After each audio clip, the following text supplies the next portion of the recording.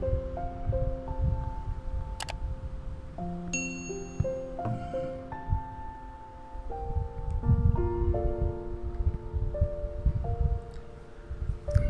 எப்படி இருக்கீங்க? நல்லா இருக்கீங்களா? எல்லோருக்கும் வணக்கம். முதல் முறையாக நம்ம சேனலுக்கு வருகிறேன் என்று சொன்னால் கண்டிப்பாக சப்ஸ்கிரைப் பண்ணுங்கள், ஷேர் பண்ணுங்கள், கமெண்ட்ஸ் பண்ணுங்கள். இப்போ இந்த வீடியோவில் நம்ம என்ன பார்க்க போகிறோம் என்று சொன்னால், நாட்டுக்கோழி சளிக்கு மருந்து என்ன, மழை காலத்தில் கோழிகளை எப்படி பராமரிக்க வேண்டும் என்பது குறித்து தான் நம்ம இந்த வீடியோவில் விரிவாக பார்க்க போகிறோம். வாங்க வீடியோக்குள்ளே போகலாம். அதாவது நாட்டுக்கோழி வளர்ப்பு அப்படிங்கிறதுல பொதுவாக என்னென்னா, நாட்டுக்கோழி வளர்ப்பவர்கள் அனைவரும் சந்திக்கக்கூடிய ஒரு பிரச்சனை என்ன அப்படின்னு சொன்னால், கோழிகளோட நோய் தாக்கம். அதிலும் குறிப்பாக மழைக்காலம் ஆரம்பித்தால் போதும் பல நோய்கள் தாக்கி இளங்குஞ்சுகள் முதல் பெரிய கோழிகள் வரை இறப்பு ஏற்படும். இது போன்ற மழைக்காலங்களில் நாட்டுக்கோழிகளை எப்படி பராமரிப்பது என்பதை நாம் இந்த வீடியோவில் தெளிவாக பார்க்கலாம். அதாவது மழைக்காலத்தில் ஏற்படும் நோய்கள் என்ன அப்படின்னு சொன்னால், முதல்ல கோழி சளி, அதாவது சிக்கன் கோல்டு. ரெண்டாவது வெள்ளை கழிச்சல் நோய், அதாவது ரானிகட் டிசீஸ். மூணாவது கொரைசா நோய் தொற்று, அதாவது இன்ஃபெக்ஷியஸ் கொரிசா அப்படிங்கிற சொல்கிறோம். அதுக்கப்புறம் என்னென்னா, சில சுவாச கோளாறுகள் ஏற்படக்கூடிய வாய்ப்புண்டு. இந்த நோய் ஏற்படக்கூடிய காரணம் என்ன அப்படின்னா, கோழிகளுக்கு நோய் பல விதங்களில் தொற்றுகிறது. கோழி வளரும் இடத்தில் அதன் கழிவுகளில் பலதரப்பட்ட பாக்டீரியாக்கள், பூஞ்சைகள் மற்றும் வைரஸ்கள் காணப்படும். மேற்கண்ட நுண்ணுயிர்கள் ஒரு குறிப்பிட்ட தட்பவெப்பநிலை ஈரப்பதம் உள்ள நிலையில் தொற்றும் தன்மை பெறும். மழைப்பொழிவு ஏற்பட்ட அடுத்த சில நாட்களில் கோழிகளுக்கு சளி ஏற்படுவதை கவனிக்கலாம். மழைப்பொழிவில் தேங்கி நிற்கும் அசுத்த நீரை ஒரு கோழி குடிக்கும் பட்சத்தில் அக்கோழிக்கு நோய் தொற்று ஏற்படும். பிறகு அது மற்ற கோழிகளுடன் நேரடி தொடர்பினால் அல்லது மற்ற கோழி குடிக்கும் நீரின் மூலம் நோய்க்கிருமிகளை மற்ற கோழிகளுக்கும் தோற்றுவிக்கும். கோழிகள் மழையில் நனைந்தாலும் குளிர் நடுக்கம் ஏற்பட்டு நோய் வாய்ப்பட வாய்ப்புள்ளது.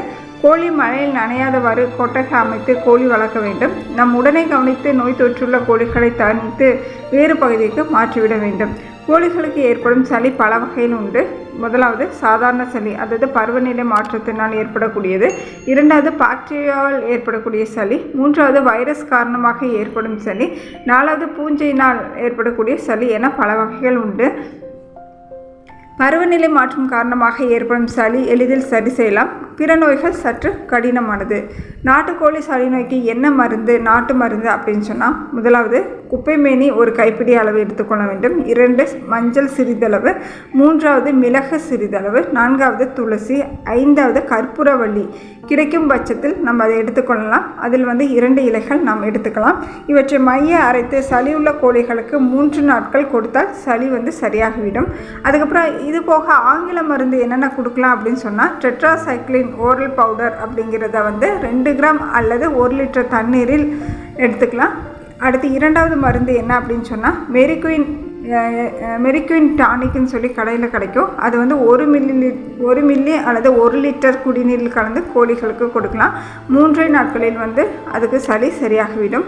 அதுக்கப்புறம் கோழியோட பராமரிப்பு மழைக்காலத்தில் எப்படி இருக்கணும் அப்படின்னு சொன்னால், மழைக்காலத்தில் கோழி பண்ணை சரியாக பராமரித்தால் நோய் தாக்குதலிலிருந்து கோழிகளை காப்பாற்றிட முடியும். இரண்டாவது, கோழி மழையில் நனையாதவாறு பண்ணை சரி செய்து வைக்க வேண்டும். கோழிகளுக்கு அதிக ஈரப்பதம் சரியானது அல்ல. அதுக்கப்புறம் எனவே கோழி நனையாமல் இருப்பதை உறுதி செய்து கொள்ளுங்கள். மரங்களில் கோழி அடைவதை மழைக்காலங்களில் தவிர்க்கலாம். கோழி அல்லது இளங்குஞ்சு மழையில் நனைந்து விட்டால் அதனை ஓர் குண்டு பல்பு பக்கத்தில் வைத்து வெப்பம் அளிக்கலாம். அடுத்து பொரித்த இளங்குஞ்சுகள் கட்டாயம் மழைக்காலங்களில் குறைந்தது 25லிருந்து 30 நாட்கள் ப்ரூடிங் செய்ய வேண்டும். அதாவது வெப்பத்தில் நம்ம அதை வைக்கணும். அடுத்து என்ன அப்படின்னு சொன்னால், மழைக்காலத்தில் நோய் தடுப்பு எப்படி இருக்கணும்னா, மழையினால் ஏற்படும் ஈரப்பதம் கோழிகளுக்கு ஏற்றதில்லை என்று முன்னமே சொன்னோம். அதே போல் மேலும் கோழிகள் தன் உடல் வெப்பநிலையை அதிகரிக்க அதிக தீவனம் உட்கொள்ளும். எனவே மழைக்காலங்களில் அதிக வறட்சியான தீவனங்களான கம்பு, மக்காச்சோளம் போன்றவற்றை அளிக்கலாம். ஈரமான தீவனங்களை தவிர்ப்பது நல்லது. மழைக்காலத்தில் கோழிகள் நீர் குறைவாகவே எடுத்துக்கொள்ளும். குடிநீரை கட்டாயம் கொதிக்க வைத்து ஆற வைத்து கொடுக்க வேண்டும். தீவனத்தில் மண் கலக்காதவாறு கோழிகளுக்கு அளிக்க வேண்டும். இவ்வாறு செய்வதன் மூலம் மழைக்காலத்தில் கோழிகளை நோய் தொற்றாமல் பாதுகாக்க முடியும். இந்த பதிவு உங்களுக்கு மிகவும் பயனுள்ளதாக இருந்தால் கண்டிப்பாக உங்கள் நண்பர்களுக்கு ஷேர் பண்ணுங்கள், சப்ஸ்கிரைப் பண்ணுங்கள், கண்டிப்பாக கமெண்ட்ஸ் பண்ணுங்கள். மீண்டும் ஒரு நல்ல வீடியோவில் சந்திப்போம். நன்றி, வணக்கம்.